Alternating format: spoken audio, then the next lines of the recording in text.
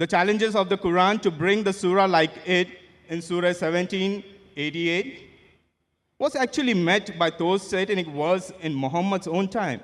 This questioner has just asked a question that touches on one of the most controversial issues in the Islamic history, and the implications go beyond one single verse. Public question and answer sessions are unpredictable. Most questions are respectful, some are challenging, but every now and then someone asks a question that the speaker cannot easily ignore.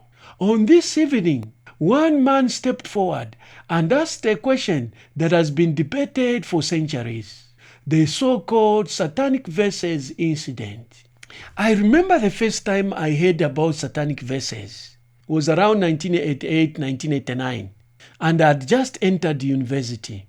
Our president had just banned a book written by Samuel Rashidi entitled Satanic Verses. Shortly after, Khomeini issued a fatwa. So that created a lot of curiosity in my mind about what this was all about. Let's move on to the elephant in the room. Now, for many Muslims, the Quran is considered perfect and protected word of Allah. But this man suggested that the early historical report might imply something very different. And if the claim were true, it would raise the most serious question about the Quran's most famous challenge. One of the most well-known claims in the Islamic theology is the Quran's literary challenge.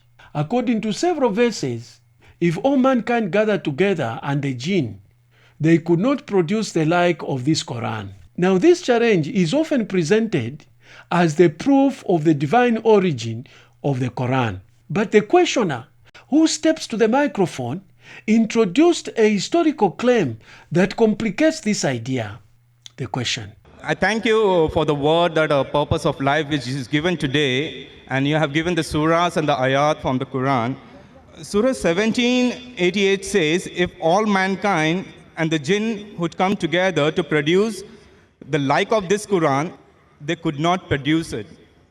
But History of Al-Tabari, Volume 6, page 107, Ibn Shahat, Kitab Al-Tabqat, Al-Kabir, Volume 1, parts 1 and 2, pages 236 and 239, Ibn Ishaq, Sirat Rasulullah, page number 165, 167, says that Muhammad was inspired by the Satan and spoken on behalf of three goddesses, Allahat, Al-Uzza, and Mannat, saying that their intercession is hoped for. After some time, later upon receiving further revelation from angel Gabriel, that those verses were not from Allah, but inspired by Satan. My question is, this incident has several implications. The challenges of the Quran to bring the surah like it in Surah 1788 was actually met by those Satanic verses in Muhammad's own time, right? Which in turn leads to the conclusion that the rest of the Quran, is this from Allah either? These reports are highly controversial. Many Muslim scholars reject them entirely. But the questioner's argument was not just historical, it was logical. If the verses inspired by Satan could appear even briefly, then the Quranic challenge has already been met, and that implication creates a difficult question. Before hearing the response, think about the question that is being asked. He is not simply repeating a historical allegation.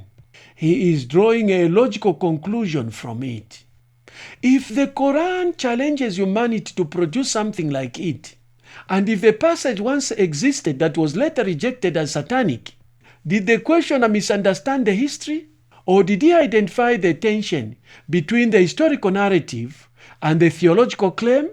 Watch carefully, because the response takes the discussion in a different direction. For us to continue bringing you more deep dives like this one, kindly subscribe and smash the notice bell, because by doing so, you are helping us to continue bringing you more deep dives like this one. Naik Response. A very good question.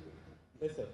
That he quoted Surah Isra, chapter 17, verse number 88, that says that if all the men and jinns got together to produce the like of the Quran, they will not be able to do it. That's also repeated in Surah Tur, chapter number 52, verse number 34. Just to help you out. And I'll give you more references. But he said, quoting Tabari and etc., that this verse of the Quran was from Satan. Maybe you read it wrong. It was an allegation that people said these words of the Quran are from Satan, and immediately the revelation came of Surah Waqia, chapter 56, verse number 77-80, saying that this book is well preserved, who none shall touch except those who are pure. A book well guarded by the Lord of the worlds. This verse came to say that no one be able to touch the Quran in Lohe Mahfuz, in tablet well preserved, except the Mutahareen, that is the pure angels, indicating that the Satans can come close nowhere to the Quran. So this was an allegation laid by the mushriks of Makkah on the Prophet that this is a Satan handiwork. Naik begins by reframing the claim. Instead of accepting the story as a genuine incident, he describes it as an accusation by the opponents of the Prophet. In his explanation, the verses mentioned by Dan were never authentic revelation. They were simply allegations. And according to Naik, the Quran itself contains verses that reject such claims. Reply to this. There are various verses. Quran says in Surah Nisa chapter 4 verse 82, Quran says, أَفَلَا يَتَدَبَّرُونَ الْقُرْآنَ وَلَوْ قَانَ مِنْ عِنْدِ غَيْرِ اللَّهِ لَوْجَدُوا فِي اخْتِلَافًا كَثِيرًا. Do they not consider the Quran with care? Had it been from anyone besides Allah, there would have been many contradictions. Besides this, please let me reply, brother. Yeah. Besides this, what you mentioned, Allah gives the challenge that if you say it's from Satan, in Surah Tur chapter 52, verse number 34, and Surah Isra chapter 17, verse 18, that if all the men and the jinns got together, they would not be able to produce a like of the Quran. Then Allah makes the challenge easier. Allah says in Surah Hud, chapter number 11, verse number 13, I am giving you more material to attack. Allah says in Surah Hud, chapter number 11, verse number 13, if all the men and the jinns got together, they will not be able to produce 10 surahs like the Quran. Allah makes the challenge easier. Before we analyze the argument, pause for a moment. Did the response address Dan's reasoning, or did it shift the discussion toward a different issue? The questioner's claim focused on historical reports, but the responses focuses on the Quranic verses rejecting the allegation. Furthermore, it's mentioned Allah makes the challenge easier. Allah says in Surah Yunus, chapter number 10, verse number 38, that if all the men and jinn got together, they will not be able to produce a surah like the Quran. Allah makes it much more easier. In Surah Baqarah chapter 2, verse number 23 and 24, Allah says that وَإِن كُنْتُمْ فِي رَيْبٍ مِمَّا نَزَّلْنَا عَبْدِنَا فَأْتُوا بِسُورَةٍ مِّن مِّثْلِهِ. And if you are in doubt as what we have revealed to our servant Prophet Muhammad from time to time, produce a surah somewhat similar, مِّن مِّثْلِهِ. Not exactly, somewhat similar. Mim misli. Wad'u shuhada'akum min dunillah in kuntum sadiqin. And call forth your helpers and witnesses if there are besides Allah, if your doubts are true. Fa'il lam tafalu. But if you cannot, walan tafalu. And of a surety you cannot. فَاتَّقُوا النَّارَ الَّتِي وَقُودُهَا النَّاسَ وَالْحِجَارَةُ أُعِدَّتْ لِلْكَافِرِينَ. Then fear the fire whose fuel is men and stones, which is prepared for those who reject faith. This is a challenge. It's a standing challenge. Many people tried to produce a surah like the Quran, but they have failed miserably. The language of the Quran is so divine, is so pure. Not that people didn't try. When the Quran was revealed, Arabic was at its peak. It was at its peak. The Arabs, they were proud of the language. Allah says, with your language, I have produced the Quran. Try and produce a single surah, somewhat similar, not exactly. And some surahs of the Quran, one surah is hardly 3 verses, hardly 10 words only. Many people tried, they failed miserably. Does that resolve the tension, or does it approach the question from a different angle? The first key issue is how the historical reports are interpreted. The questioner treats the reports as evidence of the actual incident. Naik treats them as accusations by the opponents. The difference is crucial, because if the event never happened, then the logical question raised by the questioner disappears. But if the reports have historical credibility, then the implications become complicated. If all men and jinn go together, they would not be able to produce the like of the Quran. What you mentioned, Allah gives the challenge that if you say it's from Satan, in Surah Tur, chapter 52, verse number 34, and Surah Isra, chapter 17, verse 18, that if all the men and the jinns got together, they would not be able to produce a like of the Quran. Then Allah makes the challenge easier. Allah says in Surah Hud, chapter number 11, verse number 13, I am giving you more material to attack. Allah says in Surah Hud, chapter number 11, verse number 13, if all the men and the jinns got together, they will not be able to produce 10 surahs like the Quran. Allah makes the challenge easier. The second issue involves the Quran's famous challenge. Naik emphasizes that that challenge still stands. If you think this is from anyone besides Allah, you try and produce a surah. That's the challenge. No one has done it, neither can you do it.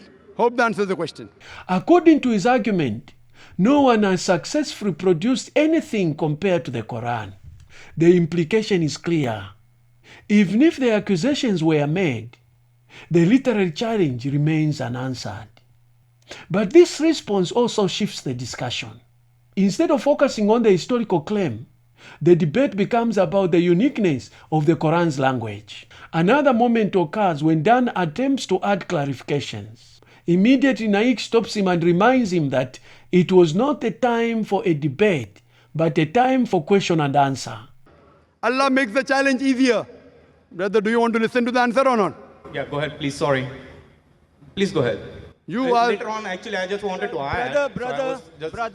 Please go ahead, sir. Brother, Later on, add it. This is not a debate time. No, sir. It's a question answer time. You finish your question is over. Now listen to my answer. So should I add it? Then you give an answer that will be easy for me to understand. But why didn't you add it in the first place? Because it's now you're telling something, then I have to add it. So back. then you go behind the queue and then add. No problem. Go behind the queue and add. No, because there We were have to many give verses it. which was We have saying to. that I'm many helping you. persons- Okay. This moment changes the structure of the exchange. Instead of a back and forth discussion, the format becomes a one-way explanation.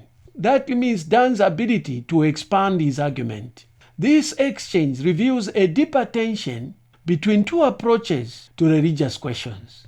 One approach begins with historical reports and asks what they imply. The other one begins with theological certainty and interprets history through that lens. In this discussion, Dan and Naik approached the issue from opposite directions. The result was not a resolution, but a demonstration how the same question can be reframed in very different ways. What do you think? Did Dan raise a legitimate logical challenge? Or did Zakir Naik successfully explain why the claim doesn't apply? Share your thoughts in the comments. If you enjoy examining difficult questions like this one, like, subscribe, and smash the notice bell for more post Q&A analysis episodes. Because sometimes the most revealing moment in the debate is not the answer. It is the question that started it. Another interesting question was asked by Mahesh in Dubai, whether the Muslims are not deceived by Satan. If you're interested in that post Q&A analysis, click on this link. If you're interested in another video where Zakir Naik was stunned by an 8-year-old girl because of the questions she asked that challenged the Islamic narrative, click on this link.